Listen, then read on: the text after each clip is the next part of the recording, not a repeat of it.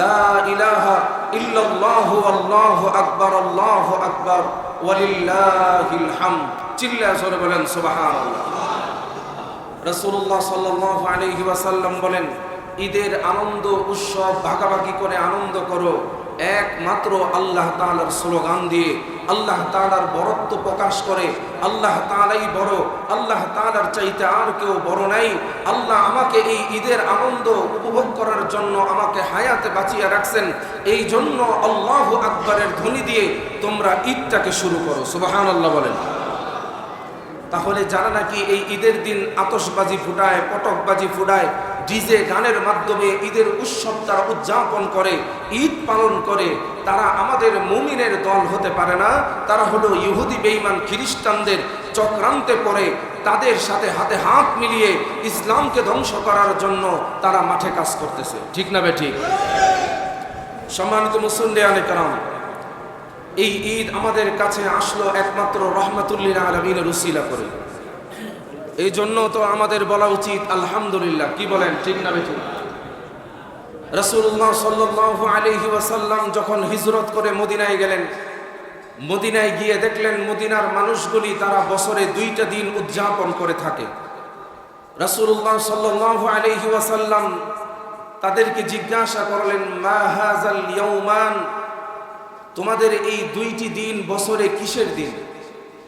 তারা উত্তর দিয়া রাসূলকে শোনাইলেন, কুন্না নালআবু ফীহিমা ফিল জাহিলিয়া।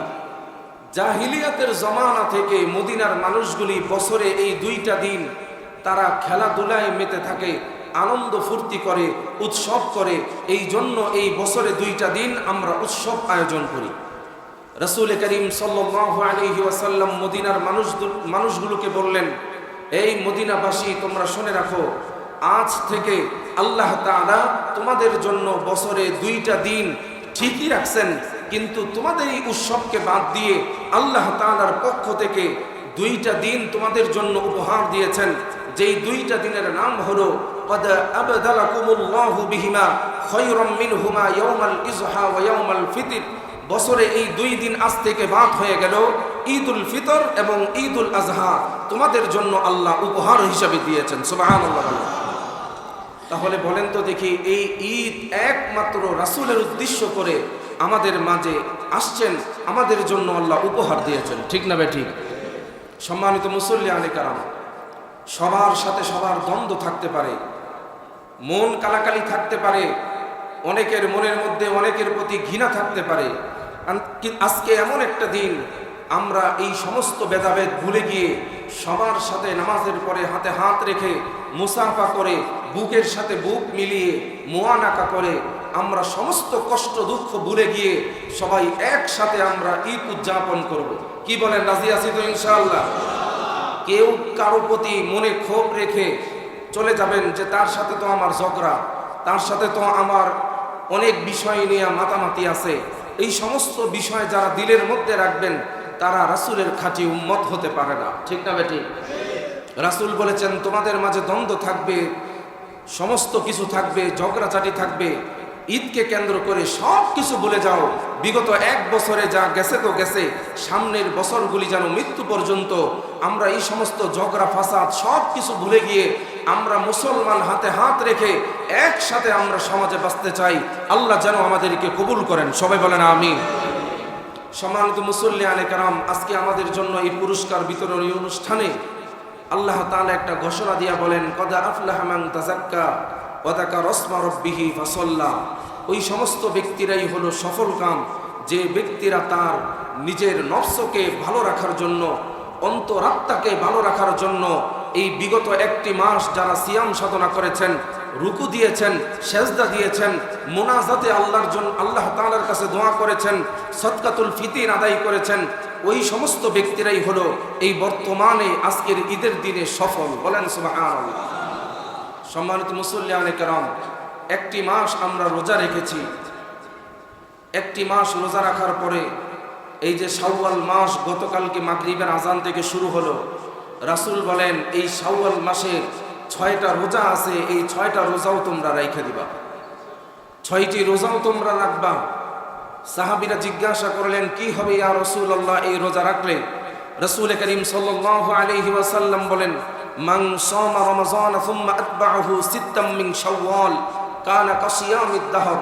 কোন ব্যক্তি যদি রমজান মাসের 30টা রোজা রাখার পরে এই শাওয়াল মাসের 6টি রোজা রাখে, আল্লাহ তাআলা ওই ব্যক্তির আমল নামার মধ্যে গোটা 1 বছর রোজা রাখলে যেই নেকি পাইতো ওই সওয়াবটা আল্লাহ তাআলা তাকে দান করে দেন। এখন বলেন তো দেখি, 1 বছর তো আর রোজা রাখা সম্ভব নয়। কি কথা বলেন, ঠিক না বেঠিক? একটি বছর তো আর রোজা রাখা সম্ভব নয়। অসুখ বিসুখ আছে, বালা মুসিবত আছে, দাওয়াত আছে, এমন বাড়িতে দাওয়াত না গেলেই নয়। রোজার কথা বললে বলে আরেকদিন রোজা রাখেন, আমার বাড়িতে আজকে আসতে হবে। এই সমস্ত চিন্তা করে 1 বছর রোজা রাখা সম্ভব নয়। কিন্তু 6টা রোজা যদি আপনি রাখতে পারেন, আল্লাহর রাসূল বলেন 1 বছর রোজা রাখলে যেই সওয়াব তুমি পাইতা ওই সওয়াবটা আল্লাহ তোমাকে দান করে দিয়েছেন। বলেন সুবহানাল্লাহ।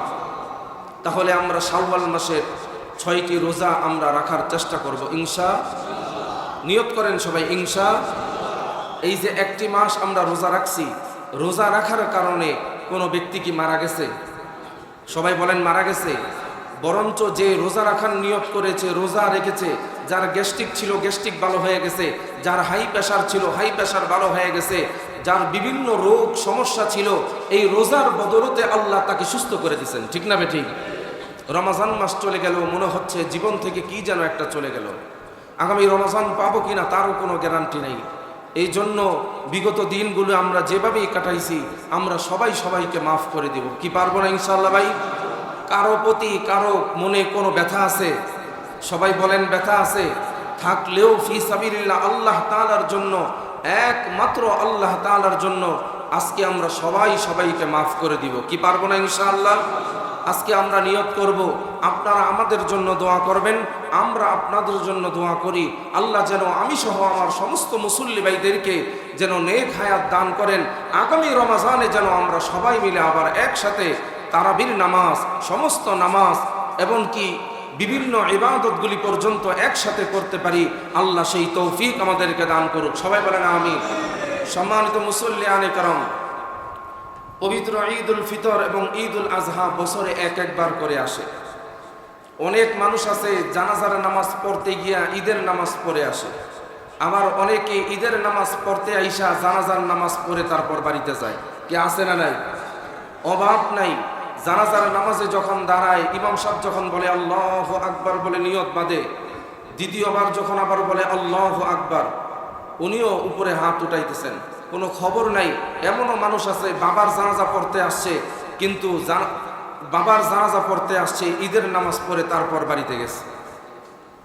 কেমন মানুষ? বুঝারও চেষ্টা করে না, শিখারও চেষ্টা করে না। এর জন্য অবশ্যই আল্লাহ তাআলার আদালতে জবাবদিহিতা করতে হবে। আল্লাহ যদি জিজ্ঞাসা করেন তলাবুল ইলমি ফারিদাতুন আলা কুল্লি মুসলিম, তোমার উপরে কিন্তু ইলম শিক্ষা করা ফরজ ছিল, তুমি শিখো নাই। এখন যদি সে বলে আল্লাহ আমি তো শিখি নাই, আল্লাহ বলবে শিখো নাই কেন, এই জন্য আযাব ভোগ করতে হবে। কি বলেন, ঠিক না বেঠিক? সম্মানিত মুসল্লিয়ানে কেরাম, ঈদের নামাজ বছরে একবার করে আসে। ঈদের নামাজ হলো ওয়াজিব নামাজ, পড়তেই হবে, না পড়লে গুনাহগার হতে হবে। সবাই একসাথে আনন্দে খুশিতে ঈদের নামাজে শরীক হওয়া, এটা রাসূলের সুন্নাহ অনুযায়ী ওয়াজিব করা হয়েছে।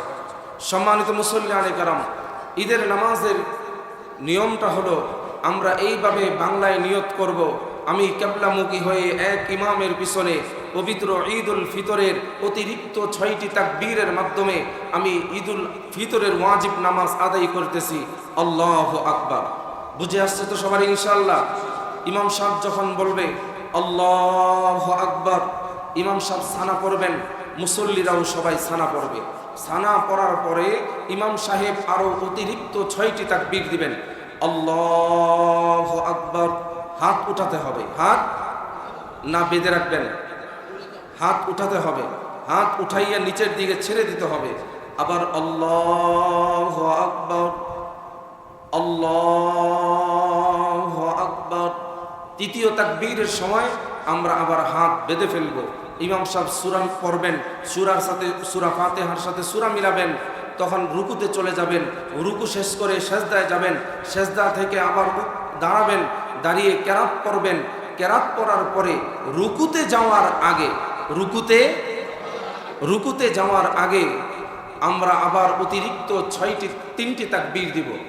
আল্লাহু আকবার, আল্লাহু আকবার, আল্লাহু আকবার। 3 তাকবীর হলো। চতুর্থ তাকবীরের সময় আমরা রুকুতে চলে যাব। তার মানে নামাজের তাকবীর সহকারে আমরা 8টি তাকবীর দিব। নামাজের তাকবীর ব্যতীত অতিরিক্ত আরো 6টি তাকবীর দিব। কি বুঝে আসছে তো ইনশাআল্লাহ?